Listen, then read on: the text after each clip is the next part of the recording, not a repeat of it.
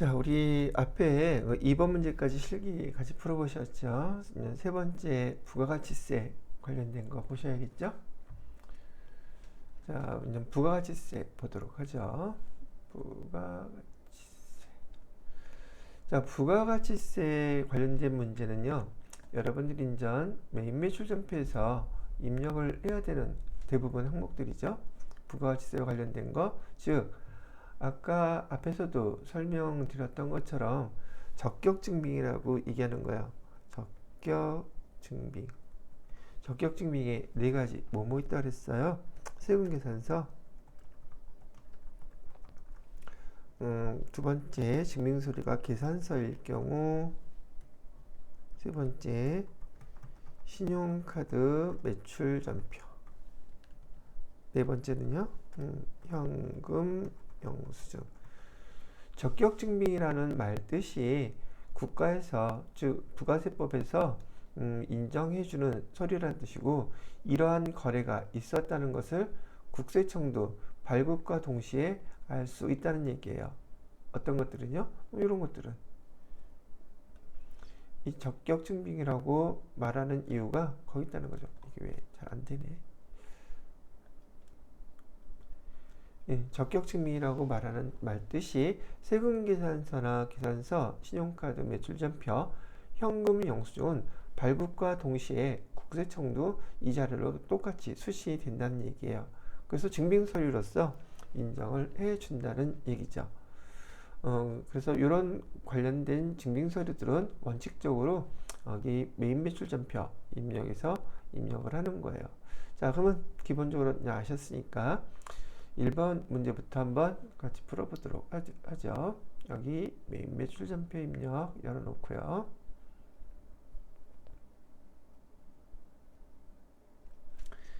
여기 날짜는 7월 12일로 되어 있네요. 7월 12일. 자, 보죠. 과세 매출 자료에 전자세금계산서 발급. 실제로 회사에서는요, 거래가 있게 되면은 보편적으로 주 거래처들, 계속 거래하는 거래처들과 거래를 하기 때문에 원칙은 거래가 이루어지면 그 날짜로 세금계산서를 발급해서 보내줘야 되는 게 원칙이에요.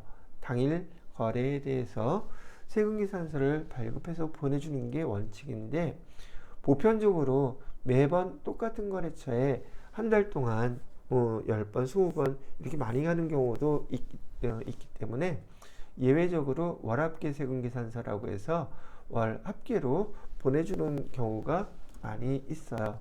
실무회사에서는. 실무적으로는요.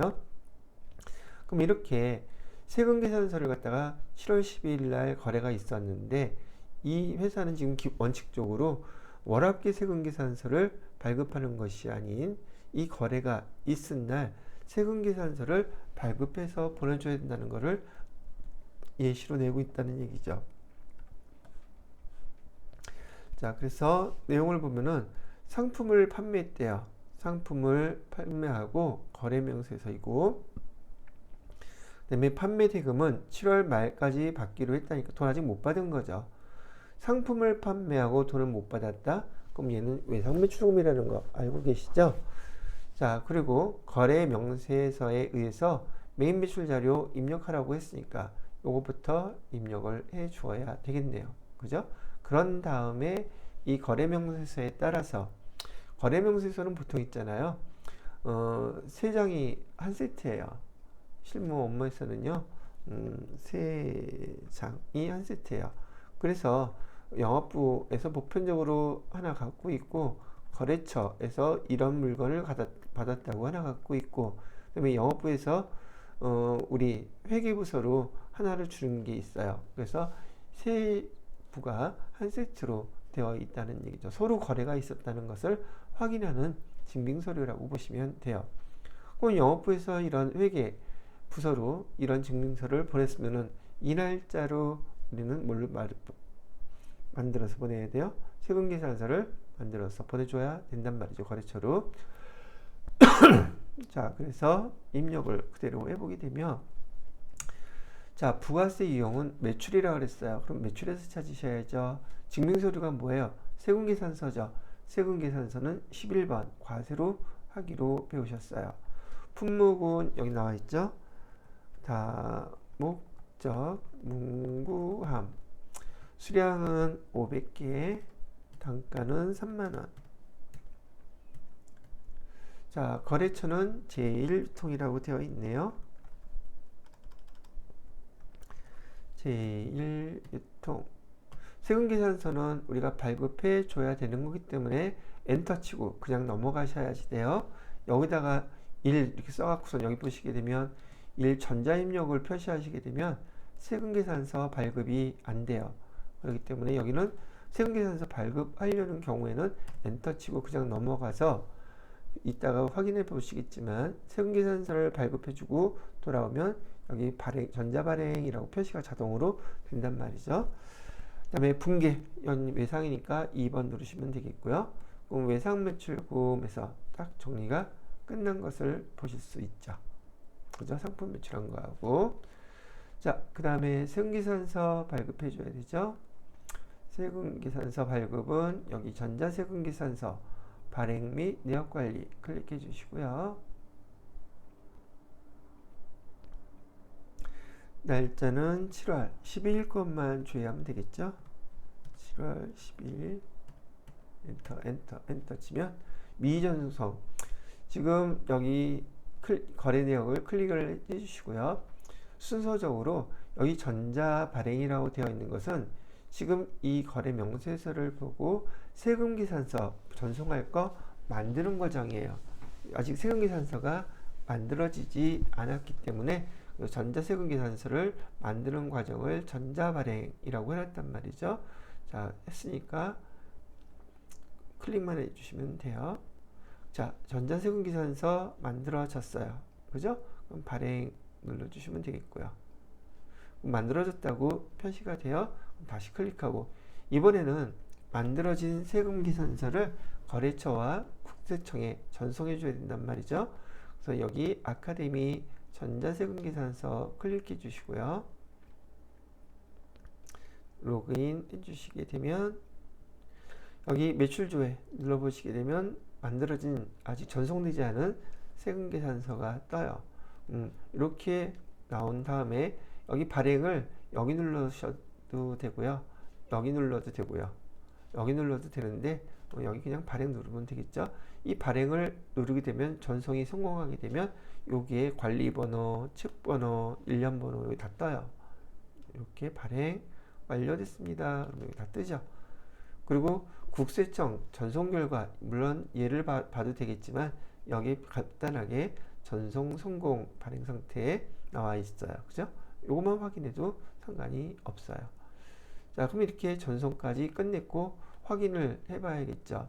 우리 메인 매출 전표 아까 입력했던 거에 여기서 다시 한번 날짜 거를 조회해 보면 여기 전자 발행이라고 되어 있잖아요. 시험 목적상 전자세금계산서 발행하는 걸 실제로 테스트를 한 것이고요. 이 이후에는 계속 세금계산서를 발행하라고 하지 않아요. 왜? 할 줄 아니까. 그럴 때는 전자세금계산서는 발행한 것으로 하겠다 했을 때 여기 전자 발행이 아니라 밑에 1번 입력하면 전자입력으로 표시가 돼요. 그거는 수송으로 여러분들이 발급했다고 발행했다고 입력을 해 놓은 상태가 된다는 뜻이기도 하죠. 이해됐죠? 자, 그래서 첫 번째 부가가치세와 관련된 문제 한번 같이 해봤고요. 두 번째 문제는 신용카드 매출전표 매입이네요. 그죠? 그러면 우리 날짜 먼저 체크를 해놔야겠죠. 국민카드인데 사용한 거래일시를 보니까 우리가 입력해야 될 날짜는 7월 20일이네요. 그죠? 매출도 있고 부가세 있고.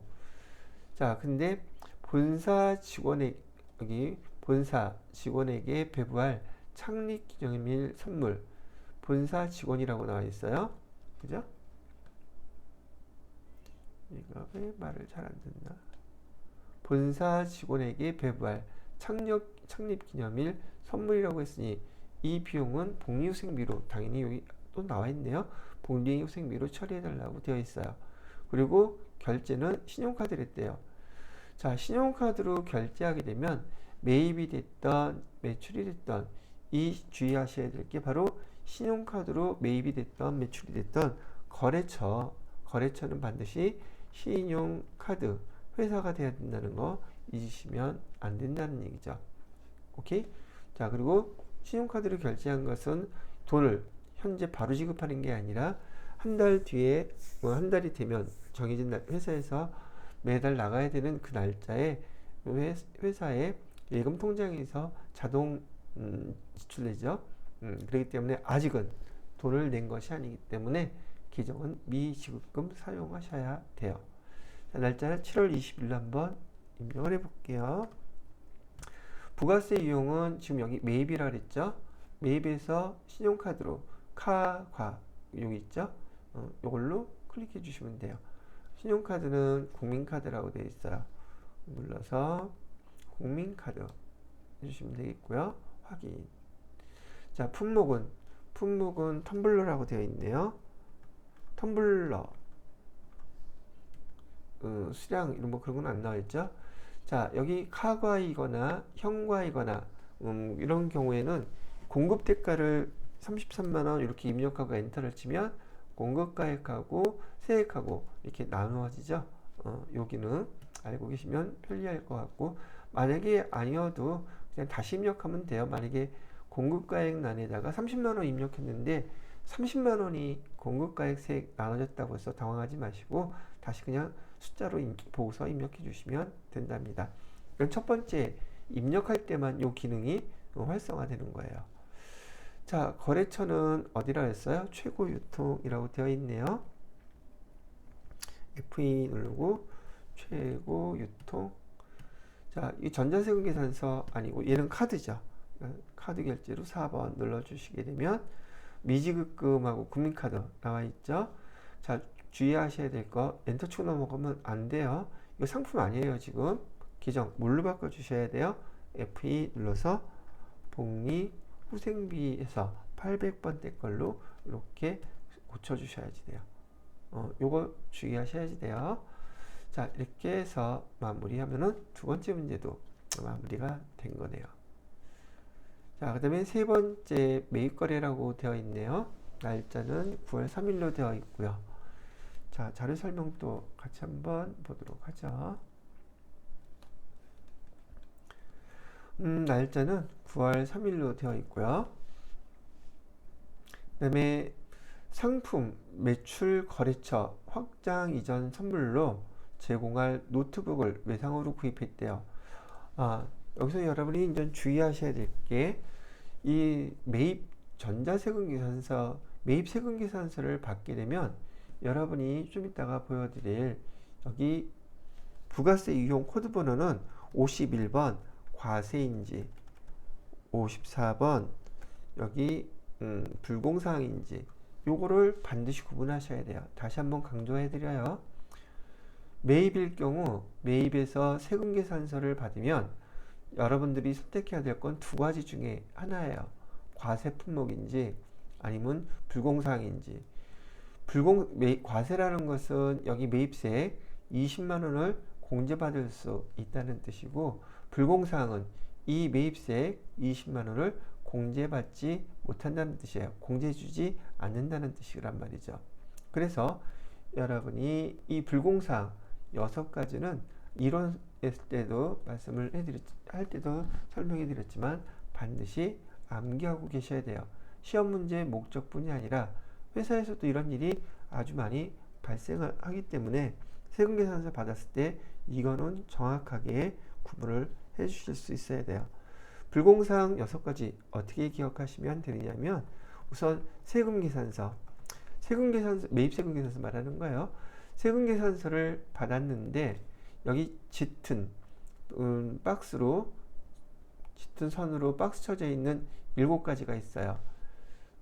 공급자의 사업자 등록번호, 그 다음에 상호, 그 다음에 성명, 공급받는 자의 등록번호, 그 다음에 작성일자, 공급가액, 세액 7가지거든요.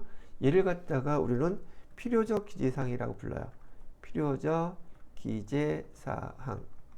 그리고 그 이외의 사업장 주소나 업태, 종목 뭐 이런 것들은 여기 밑에 공급연월일 같은 거는요, 임의적 기재사항이라고 부르거든요. 근데 중요한 것은 이 필요적 기재사항이 오류 났거나 누락되면은 불공사항이에요.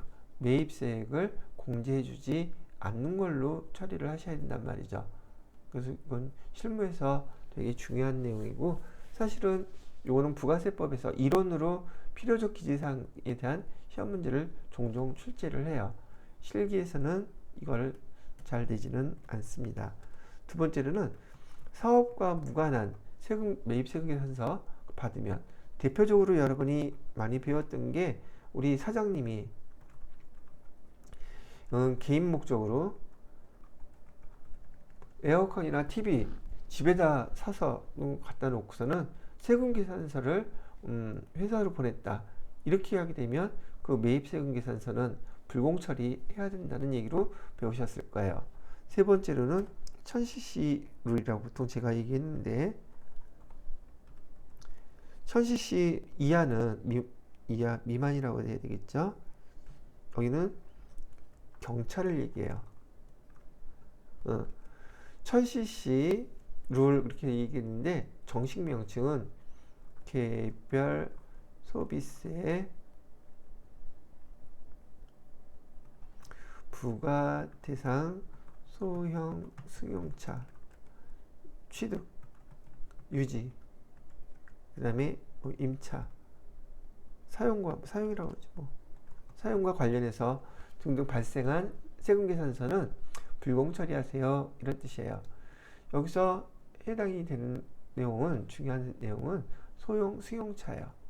소형 승용차라고 얘기하는 것은 경차하고는 다르다는 얘기죠.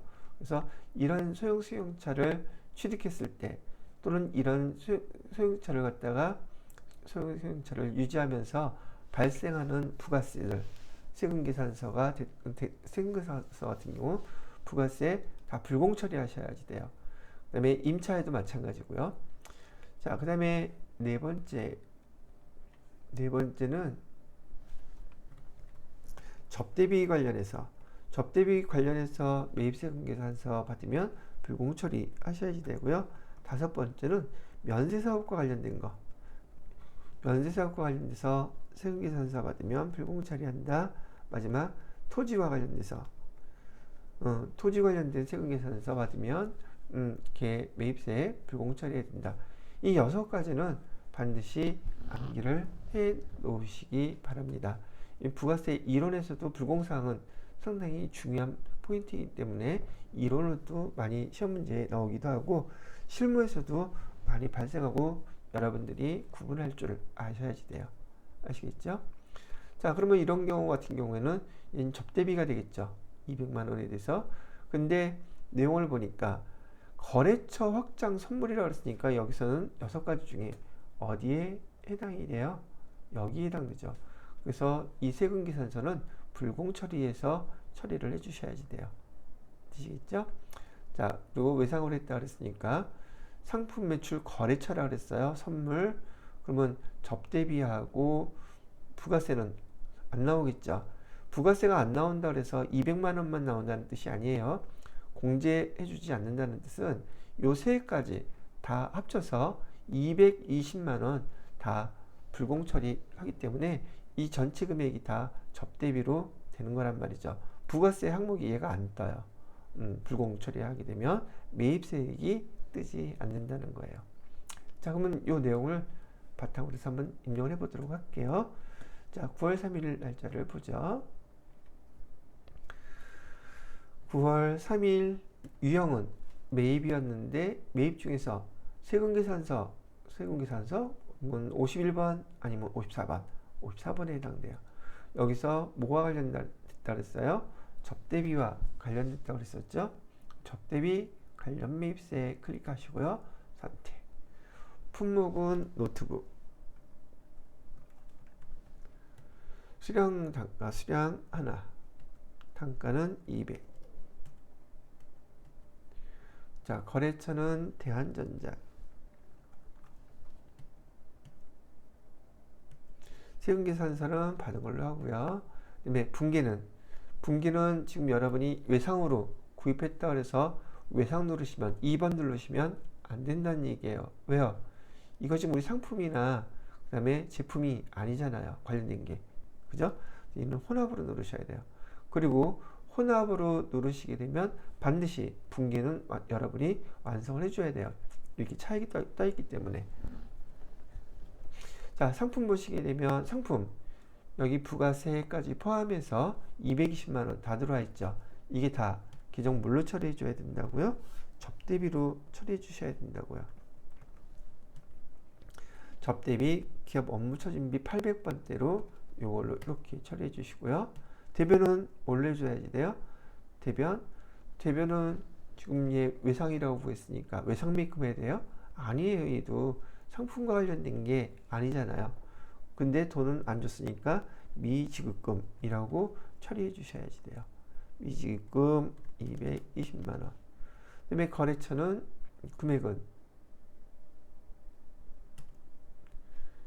거래처 대한전자로 되어 있겠죠. 대한전자로 미지급금. 이 문제 하나로 여러분이 부가세법과 관련돼서도 불공사항, 그다음에 매입 세금계산서 입력하는 방법, 상품이나 제품이 아닌 다른 물건을 우리가 사고서 미지급금이라는 계정으로 써야 된다는 거, 그걸 다 물어볼 수 있기 때문에 아주 잘 출제되는 문제 형태 중에 하나라고 보시면 되겠어요. 자, 이렇게 입력해 주시면 다 마무리가 된 거예요. 자, 그 다음에 세화번 문제는 매입거래인데 증빙서류가 세금계산서가 아니라 계산서죠. 면세 품목이라는 뜻이에요. 자, 내용을 한번 읽어보고요.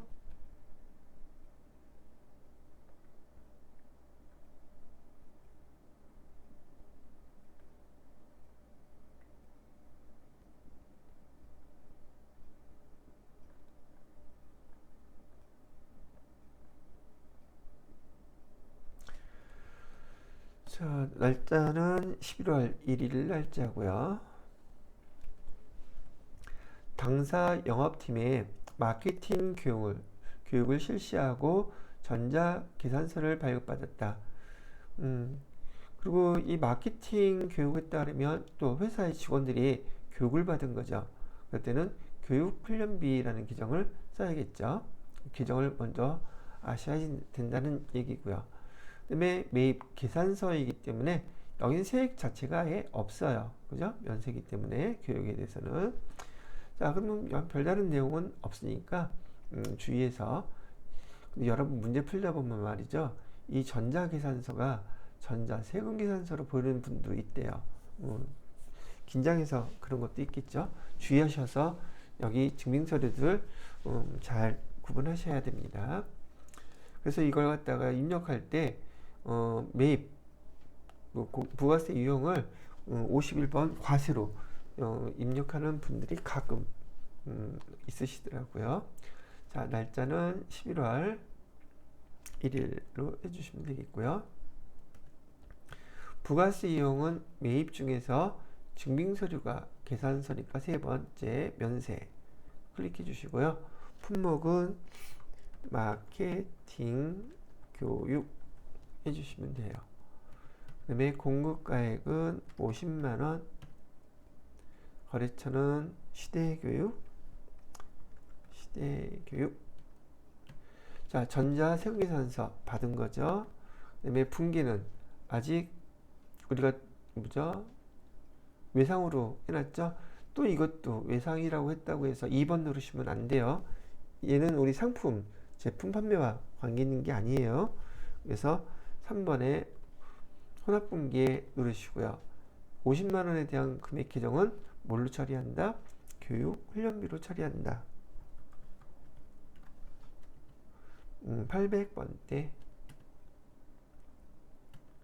자, 대변은 뭘로 처리해야 돼요? 외상이라고 했으니까 얘도 돈 아직 지급 안 했죠? 미지급금 해주시고요.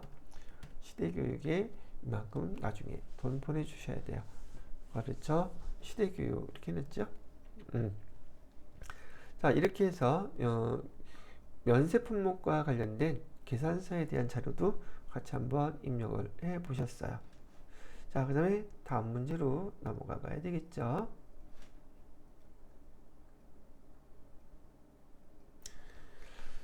자, 매출 거래라고 되어 있네요. 날짜는 12월 1일 날짜고요. 내용을 한번 보도록 할게요. 사무실에서 사용하던 비품 제습기래요. 중고나라에 매각하고 발급한 전자세금 계산서이며 바로 이런 내용인 거예요. 우리 회사에서 상품이나 제품 이외에 다른 이런 비품 같은 거 팔고 시험 문제 이렇게 자주 나온단 말이죠. 그리고 실무에서도 이런 거 자주 발생해요. 그래서 여러분이 이런 내용에 대한 거래를 입력할 줄 알아야지 된다는 얘기죠. 전자세금 계산서이며 대금은 전액 하나예금 보통예금 계좌로 입금받았대요. 두 번째는 매각 직전 여기 비품이기 때문에 비품은 당연히 취득하고 나서 감가상각을 했었겠죠. 장부 금액은 160만 원이래요. 취득 금액은 200만 원이래요. 감가상각 누계액은 40만 원이래요. 이 자료를 주는 이유, 여러분이 유형자산 처분과 관련된 회계처리 좀 복잡하다고 많이들 느끼시는데 이것도 정형화 되어 있는 거예요. 그래서 한 번만 잘 이렇게 처리하는 걸 이해하고 외워두시면 어떤 유형자산을 회사에서 처리하더라도 분기 처리하는 것은 그렇게 어렵지 않게 여러분들이 처리할 수 있더란 말이죠. 자, 우선 분기 요거 하는 것부터 가르쳐 드릴게요. 기정은 다 알아들었을 테니까.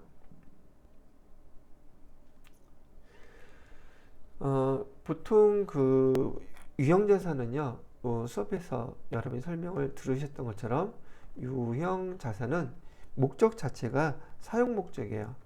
사용 목적이란 용어로도 사용되고 시험 문제에서는 업무용이라고도 얘기를 하고요. 그 다음에 영업용이라는 요 말로도 설명을 하고 있어요.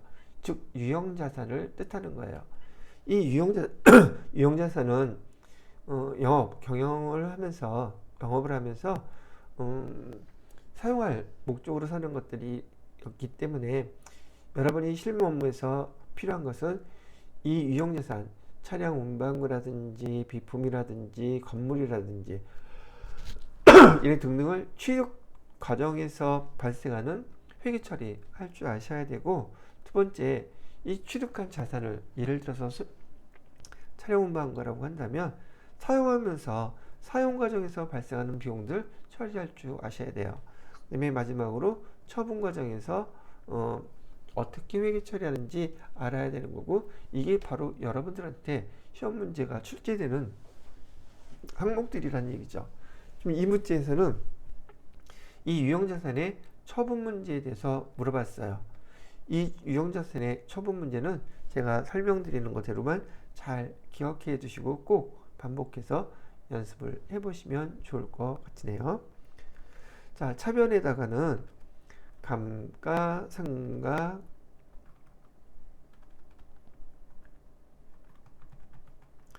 누계액을 쓰셔야 되고 금액을 좀 이따 쓸게요. 대변에다가는 처분하는 자산. 지금 여기서 처분하는 자산은 비품이었었죠. 비품은 유형자산 계정이에요. 그래서 취득할 때는 자산 계정이니까 차변에 기록이 됐겠지만 얘를 처분하는 과정에서는 당연히 그 비품을 대변으로 다 없애줘야 된단 말이죠. 그죠? 매각했으니까. 그죠? 비품은 근데 얼마라고 되어 있어요? 여기 취득할 때 금액 200만 원이라고 되어 있죠?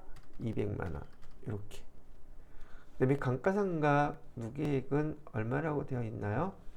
감가상각 누계액은 40만 원이라고 되어 있죠? 40만 원 이렇게 써주시고요. 그럼 이 두 개의 차이, 우리가 실제로 얘를 얼마에 팔려고 있어요? 판매되는 금액은 여기 보니까 공급가액 세액 나와 있죠. 여기 부가세는 우리 거 아니니까 신경 쓰지 마시고요. 공급가액만 우리 거예요. 그러면 지금 여기 장부 금액은 160만 원인데 얘 지금 얼마에 판매하고 있죠? 150만 원에 판매하고 있죠. 그 돈은 아직 받았어요? 다 받았죠?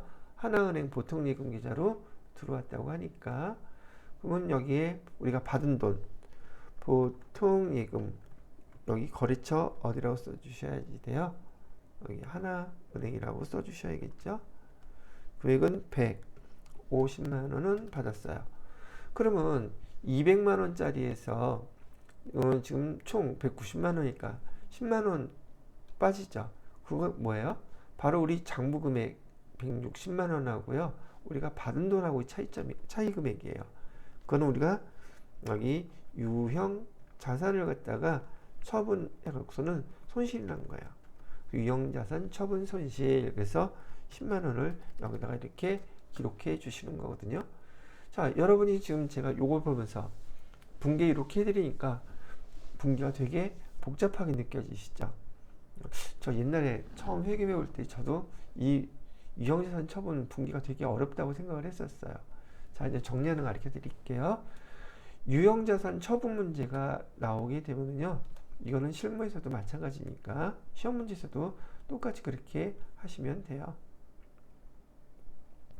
처분 문제가 나오게 되면 여러분들은 유형자산에 대해서 지금 여기 비품이라고 하는데 비품의 취득원가, 원가를 여기서 지금 비품이었죠. 먼저 적어 놓으세요. 취득원가를 적는 거예요. 여기 200만 원이라고 나와 있죠. 그다음에 두 번째는 이 비품을 그동안 사용했을 때 그때 감가상각했던 합계, 그걸 우리는 감가상각 누계액이라고 부르거든요. 그 누계액을 바로 밑에다가 써주세요. 40만 원. 그리고 계산된 그 차액 금액이 장부가액이라고 부르는 거예요. 장부금액 얼마짜리? 160만 원이라고. 이 문제는 대부분 다 가르쳐 줘요. 이렇게 기록을 먼저 이걸 해두시는 게 첫 번째 여러분들한테 이 분계를 쉽게 이해하고 회계 처리할 수 있는 첫 번째 항목이라는 얘기예요. 자, 이렇게 기록할 줄을 아신다면 기록해 놓고 난 다음에 그 다음부터 이제 분계를 하시는 거예요. 첫 번째, 취득원가 비품 200만 원 기록해 놨던 거 있죠. 얘를 지금 매각했다고 했으니까 비품 이 금액 전체를 차변에 있던 자산이 없어지는 것이니까 대변에다가 그대로 이렇게 다 써주시면 돼요. 비품이 없어지고 있는데, 자산이 없어지는데 이 자산을 비용 처리해놨던 감가상각 누계액 있죠? 감가상각 누계액, 예, 40만 원.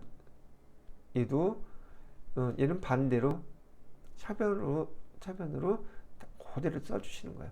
이건 이렇게 분계를 기록을 해 놓으시고서 1번과 첫 번째 것과 두 번째는 무조건 자동이에요. 이런 식으로 회계 처리를 해 주셔야, 근데 다 상기시켜서 없애는 거니까요. 없애주는 거예요. 자, 그러면은 이 두 가지의 차이점이, 차이 금액이 바로 장부가액 160만 원이잖아요. 이 160만 원은 별도로 회계 처리하지 않아요. 요것만 회계 처리하는 거예요. 이해가 되셨어요? 자, 그런 다음에 회계 처리는 장부가액과 취득원가와 감가상각 누계액만 해주시면 되고요. 이 장부가액과 우리가 지금 받을 돈 또는 받은 돈 있죠. 지금 우리가 받은 돈이 얼마를 받았어요? 보통 예금으로 150만 원 받았죠. 이 우리가 받은 돈, 장부가액하고요, 우리가 받은 돈하고 요 차액, 이 차액이 바로 차액이 유형자산을 처분했을 때 손실이에요. 더 많이 받았으면 유형자산 처분 이익이 되는 것이고, 지금 적게 받았기 때문에 요 금액만큼이 유형자산 처분 손실이 되는 것이죠. 그거는 이해가 되시겠죠? 그래서 회계 처리할 때 지금 우리가 받은 돈, 이 받은 돈은 여기다가 써주시면 되고요. 그 다음에 유형자산 처분이익이나 유형자산 처분 손실은 여기다 써주시면 돼요. 그래서 여러분들한테 제일 먼저 해야 될 거는 이렇게 구분 표시를, 유형자산 처분은 헷갈리지 않으려면 반드시 요걸 먼저 만들어 놓으셔야 돼요. 그런 다음에 여기 순서에 따라서 분계를 하시는데, 얘가 1번 비품은 대변으로, 그 다음에 감가상각 누계액은 차변으로 2번, 그 다음에 장부가액과 비교해서 우리가 받은 돈 또는 돈을 못 받을 수도 있죠.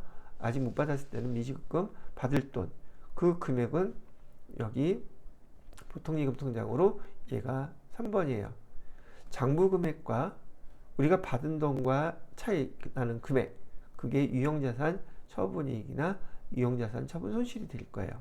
그래서 얘를 4번 맨 마지막으로 해서 걔를 분기가 완성이 돼서 이렇게 딱 넣는데 대변과 차변과 대변의 합계 금액이 딱 맞으면 여러분이 분기를 정확하게 잘 하신 거라고 검산도 할 수 있다, 검토도 할 수 있단 말이죠.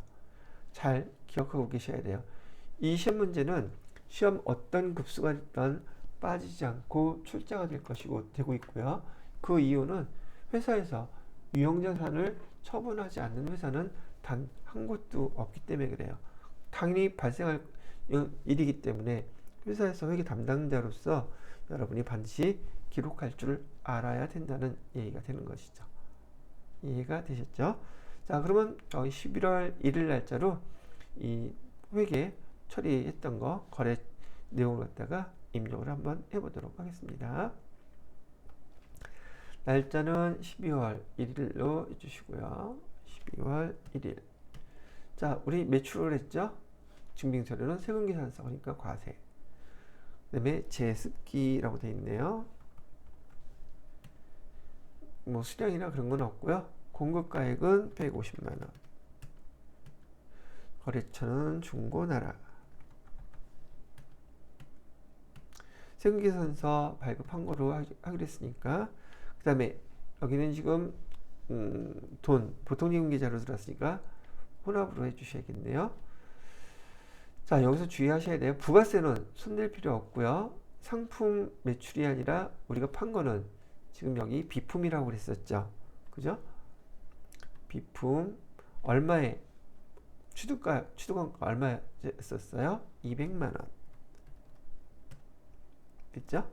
자, 그 다음에 차변에 우리가 여기 감가상각누계액 반대로 써줘야 된다 그랬었죠? 비품 감가상각누계액은 비품 코드 다음 번호, 그죠? 그 다음에 금액은 40만원이었다 그랬어요. 그 다음에 차변에 보통예금으로 우리가 받은 돈 얼마나 그랬냐고요? 150만원이라 그랬었죠. 그죠? 여기 주의하셔야 돼요. 보통예금은 거래처 어디여야지 돼요?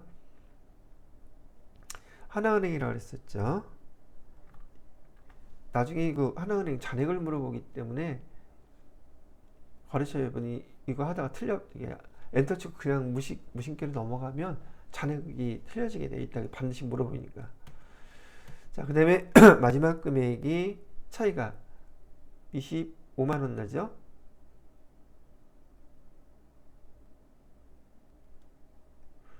차익 25만원 분기까지.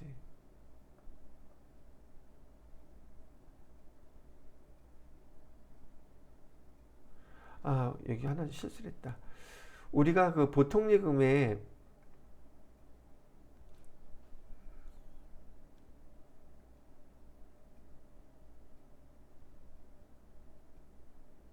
전액 받았을, 여기 150만원이 아니라 지금 여기 150만원 보통예금 통장으로 전액 받았다고 나와 있었죠. 대금은 전액, 하나예금 보통예금 계좌로 입금 받았다고 이렇게 나오는데, 지금 우리가 세금계산서를 발행해 두면 공급가액만 발행을 해요, 세액도 발행해요. 그래서 우리가 돈을 받아야 된다면 얼마를 받아야 되겠어요? 이 두 금액을 다 합친 돈인 165만원이 우리 돈 입금을 받겠죠. 보통예금 통장에는 150만원만 들어오는 게 아니라 부가세까지 포함해서 165만원이 입금되는 거예요. 근데 아까 공급가액하고 세액 비교해서 유형자산 처분 이익이나 손실 계산하는 거는 변함이 없어요. 근데 돈 들어오는 것만, 우리가 돈 받아야 되는 거, 여기 보통예금이 150만원이 아니라 165만원이 우리가 받았다는 뜻이에요. 그래서 차익이 딱 10만원만 나야 돼요. 유형자산 처분 손실이라는 게죠. 그래서 F2 눌러서 유형자산 처분 손실 10만원, 요거까지 이렇게 해주시면 되는 거예요. 됐죠? 그래서 부가세 관련돼서 세금계산서와 관련돼서 유형자산 처분 문제가 나오면 여기 아까 받은 돈 요것만 잘 여기 구분해 주시면 돼요. 유형자산 처분이익이다, 유형자산 처분손실이다 구분하는 거 그건 똑같아요. 아까 말씀드린 것과 같은 내용이지만 다만 우리가 돈을 받을 때는 또는 돈을 아직 못 받았을 때는 미수금이 될 텐데 미수금도 부가세까지 다 받아야 된단 말이죠. 그래서 이거 포함시켜서 여기 써주셔야 된다는 것만 기억해 주시면 되겠네요. 자, 이렇게 해가지고서 여기 지금 매출 거래에 대한 것도 여러분들하고 한번 같이 쭉 입력을 해 보았습니다. 됐죠? 자, 그 다음에 6번 문제는 부가가치세, 항상 FAT 1급에서 부가가치세와 관련된 6번 문제는 부가가치세 신고서에 의한 회계 처리, 이걸 시험 문제를 많이 내더라고요. 실무에서 담당자들이 부가세 신고할 때 부가가치세 신고서 보고서 분기 처리 하라는 거 어떻게 하는지 정확하게 알려주려고 그렇게 하고 있다는 뜻이에요. 자, 여기 일기 확정 기간을 갖다가 문제로 냈으니까 부가가치세 신고서 우선 클릭해서 보고요. 일기 확정이라고 했으니까 4월 1일부터 6월 30일까지 되겠죠? 정기신고 불러와야죠. 자, 이렇게 돼 있어요.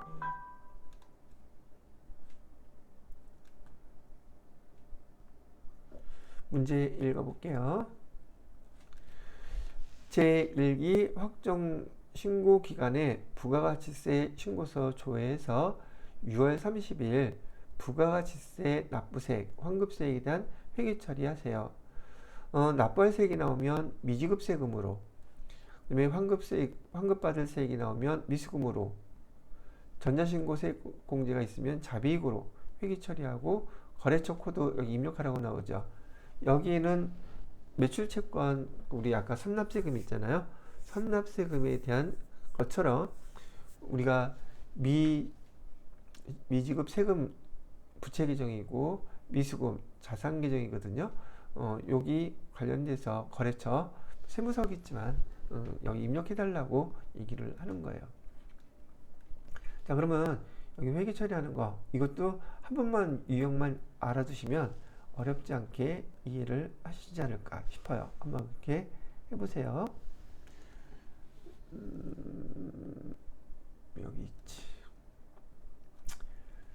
자, 지금 여기 결과론적으로 여러분이 이거 문제 풀기 전에 먼저 이해해야 될 게 하나가 있는데, 보통 여기다 써놓을까요? 우리가 매출, 우리가 상품을 매출하게 되면 여러분이 메인 매출점에다 입력하시잖아요. 여기에 상품 매출이라고 금액이 얼마 이렇게 기록이 되죠. 그리고 바로 상품을 매출했을 때는 부가세 예수금이라고 이렇게 금액이 계정이 이렇게 떠요. 얼마라고. 기억나시나요? 이래요. 그 다음에 우리가 이번에는 상품을 매입할 때는 어떻게 표시가 되던가요? 상품을 매입하게 될 때는 여기에 상품 금액이 얼마 이렇게 뜨고, 이 외상이라고 가정했을 때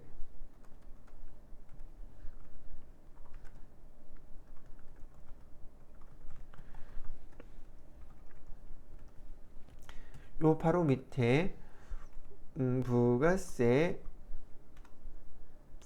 대급금이라고 해서 부가세 계정이 이렇게 뜬단 말이죠.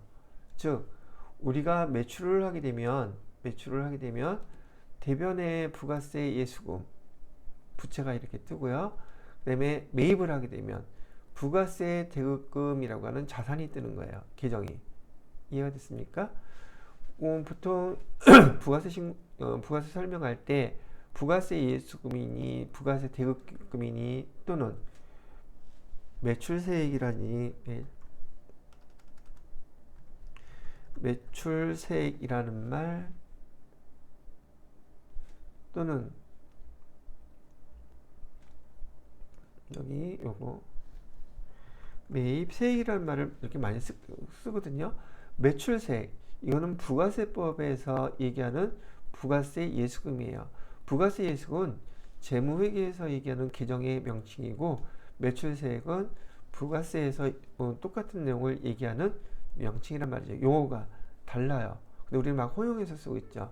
부가세 예수금은 재무회계에서, 매출세액은 부가세법에서, 여기도 매입세액도 부가세법에서, 재무회계에서는 부가세 대급금이라는 기종으로 기록을 한단 말이죠.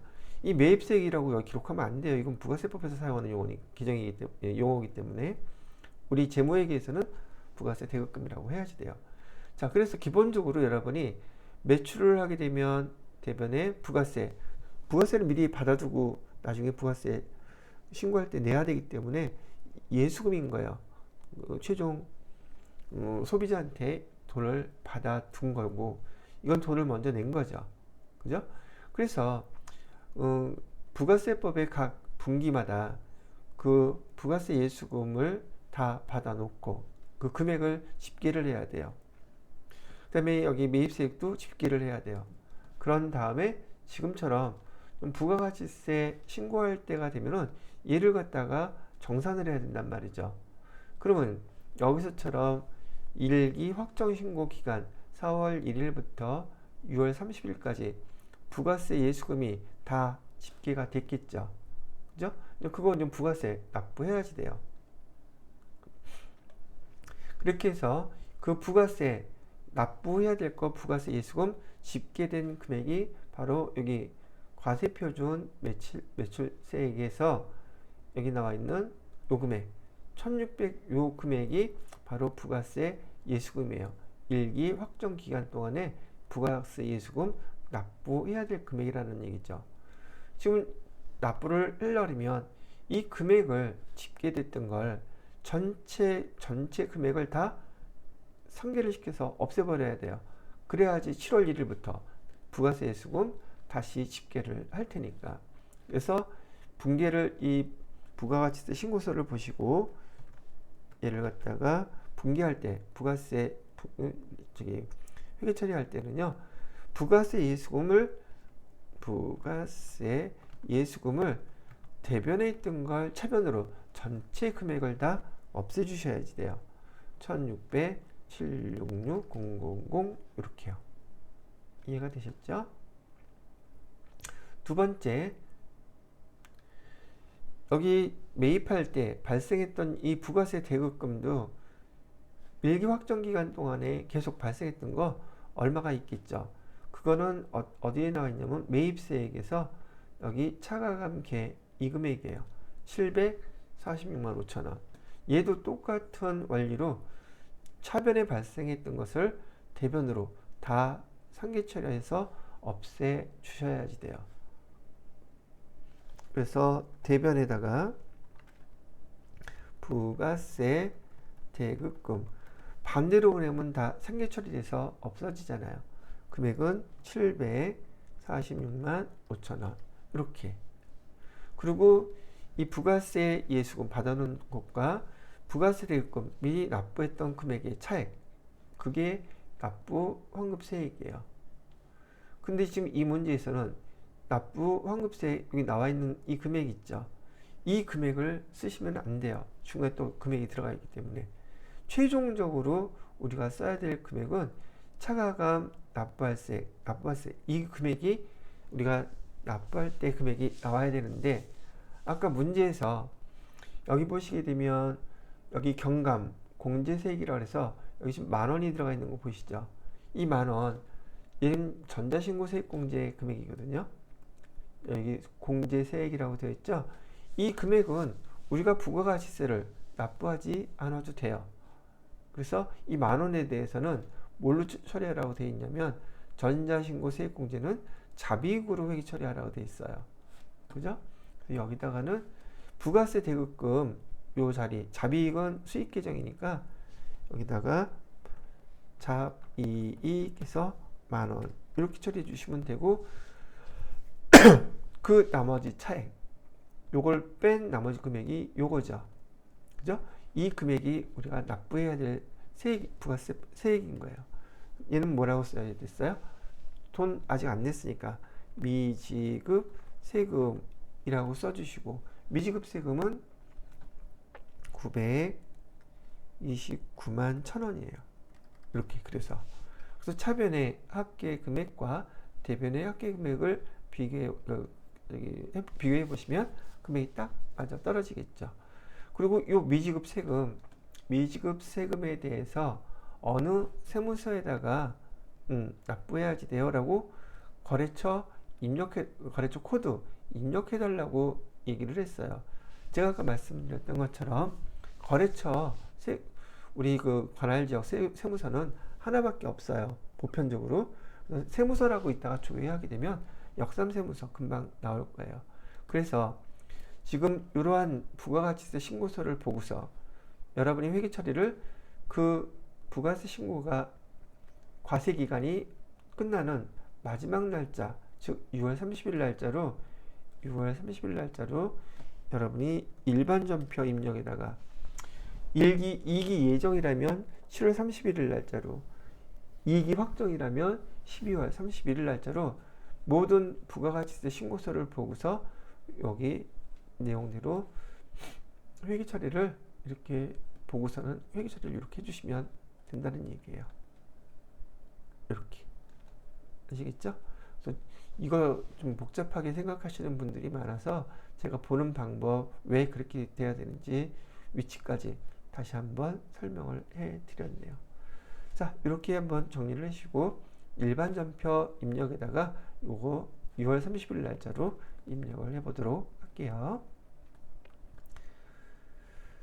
자, 일반 전표 입력 해주시고요. 날짜는 6월 30일 날짜로요. 구분은 차변에다가는 부가세, 예수금 1,600. 자, 대변에다가는 부가세 대급금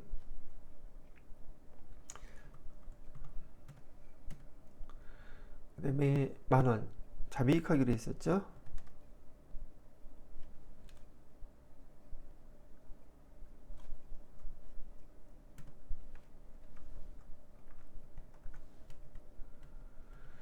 자비익으로 만원.